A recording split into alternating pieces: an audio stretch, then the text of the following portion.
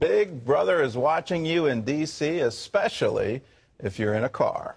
A system of traffic cameras in that city scans license plates. Now, that can help catch criminals, but some experts are worried that the system could lead to an invasion of privacy. John Jessup has the story. If you've ever visited the nation's capital, 2, 3, chances are you've had your picture taken. Not necessarily by someone you know, but under the watchful eye of what some consider Big Brother. Scores of government surveillance cameras continuously scan images of everything from public spaces like this to protests and marches to running red lights. But there's a new kind of technology law enforcement are utilizing, and it's a growing trend. These license plate readers allow police to find stolen vehicles, a wanted or missing person, or someone on the terrorist watch list.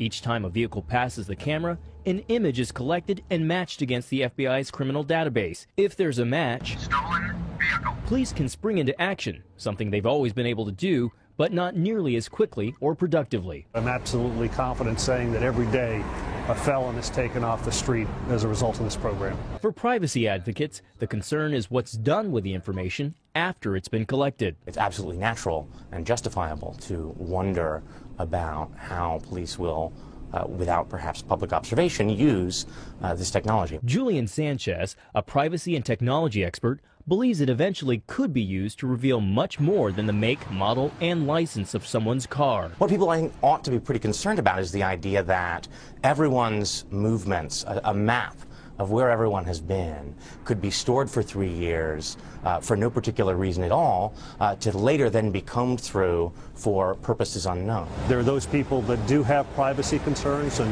we're cognizant of that. Each of the 29 agencies in the D.C. area that uses the devices has a written policy on how long they store the information. Some erase the data after a matter of days, others keep it for a year or more. But Captain Reardon says law-abiding citizens have nothing to worry about. Police officers have access to a great deal of confidential information about citizens.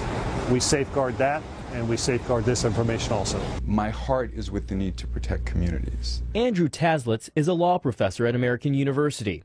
As a former prosecutor, he doesn't see a problem with using the technology, but he believes law enforcement could do a better job of calming privacy concerns by being more open about their approach between balancing safety and security against civil liberties. They are servants of the people, and the more that the people have a say in what they do, the more legitimate their activities are going to be. But Sanchez worries that the information could have unintended consequences. Most people don't expect that all of their actions in public places will be chained together and linked by any one person in ways that can reveal private facts that aren't actually exposed when you look at each public moment in isolation. The devices are being used in big and small cities across the country.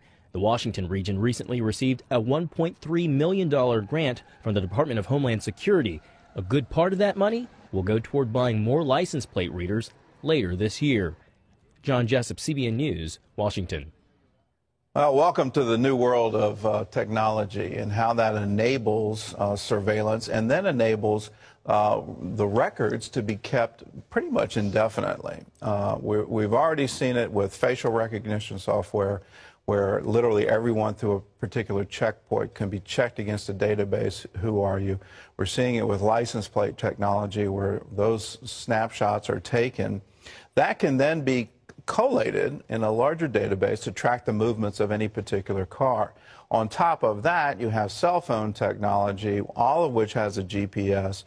So if your cell phone is on, it's recording where you've been and your movements.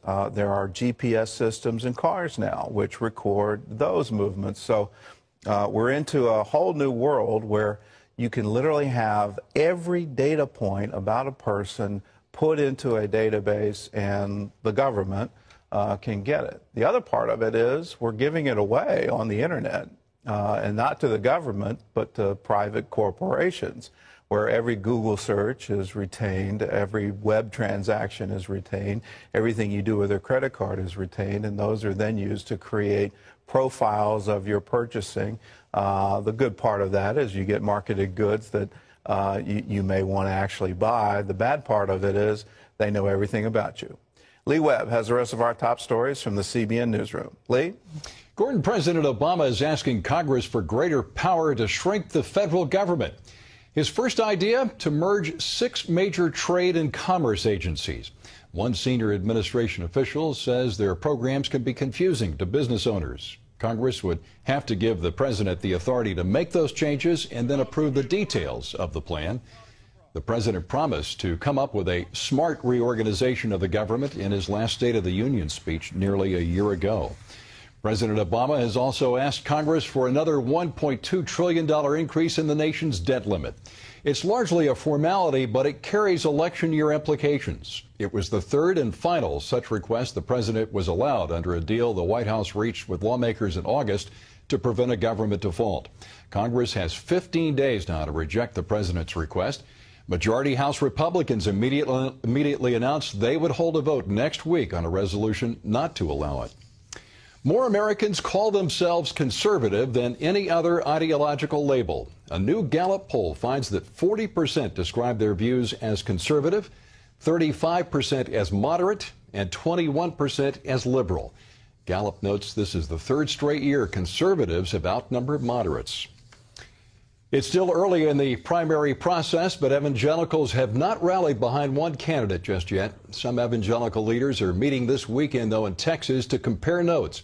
Their support appears to be split among Rick Santorum, Rick Perry, and Newt Gingrich. Organizers claim Saturday's meeting is not a strategy session to defeat Mitt Romney, but Tony Perkins of the Family Research Council told NPR that he expects they will emerge from this meeting with a general consensus about which candidate they can rally behind. A New Jersey judge says a Methodist church violated state law when it refused to allow a same-sex ceremony on its property. Judge Solomon Metzger ruled that the decision violated New Jersey's discrimination laws. Metzger says the pavilion area where the couple wanted to hold the ceremony is a public space and advertised as a wedding venue without any religious preconditions. Now, this is a picture of that pavilion. The church argued it's an extension of its wedding ministry. The attorney representing the church says they may appeal the decision. He says the government should not be able to force a private Christian organization to use its property in a way that would violate its own religious beliefs. Well, winter appears to be making up for lost time. We had a mild start to January, but severe winter weather is pummeling a huge part of this country today after dumping more than 20 feet of snow on Alaska. Mark Martin has the story. For weeks, Arctic air has been kept far north by the jet stream. But as folks in the Midwest will tell you, it's finally come down south. The first major winter storm roared in with a vengeance. Across the Midwest, cold air and blowing, drifting snow are making conditions miserable and roads a slick, icy mess. The weather has been blamed for at least 2 deaths in Iowa. In Greenfield, Wisconsin, snow led to traffic accidents and brought the evening commute to a standstill. Chicago is under a winter storm warning. The Windy City is bracing for a wind chill near 0 and up to 6 inches of new snow. We'll shovel it out, lay down the salt, and hope it goes away by Monday. The weather grounded hundreds of flights in Chicago. In a city that's used to brutal winter weather, this recent storm may have been a wake-up call, considering it's been unseasonably warm in the past few months.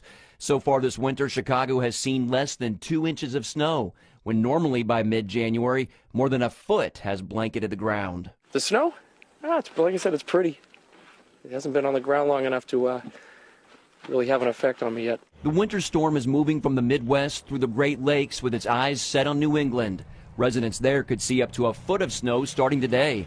Meanwhile, people in Alaska are wondering if Old Man Winter has been on steroids. The state is used to tough winters, but no one was prepared for the 20 feet of snow that has fallen, holding many residents captive in their own homes. The community of Cordova has been buried under mounds of snow since November. Cordova needs all the help they can get right now. The town ordered an emergency shipment of heavy-duty snow scoops, and the Alaska National Guard has been called in to help try and dig the town out before the next storm hits. This is an opportunity for us just to show the true mission of the National Guard. The rest of the U.S. not dealing with winter storms will remain quiet and mild as high pressure hovers over the West Coast, the Rocky Mountains, and the plains. Residents there will see another dry and sunny day with mild temperatures. Mark Martin, CBN News. Yeah, as Mark mentioned, up until now, for much of the country, this winter season has been incredibly mild. The National Oceanic and Atmospheric Administration reports 1,700 record highs have been set so far this winter. Let it be noted, Gordon, that on January 12th, last night, I grilled out. I've never done that in January last night. Well, good for you, Lee. I know for me, Terry, my heating bill has been very grateful for the warm spell we've been going goodness, through. yeah. And you know, we're now having a bit of a cold spell.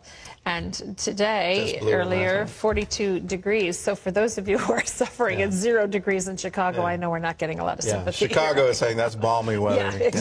Yeah, that's mid-July. Christians in Nigeria say they will defend themselves in the face of ongoing attacks by a radical Muslim sect. In the last few days, the group known as Boko Haram has killed more than 50 people. It shot 8 to death during a church service.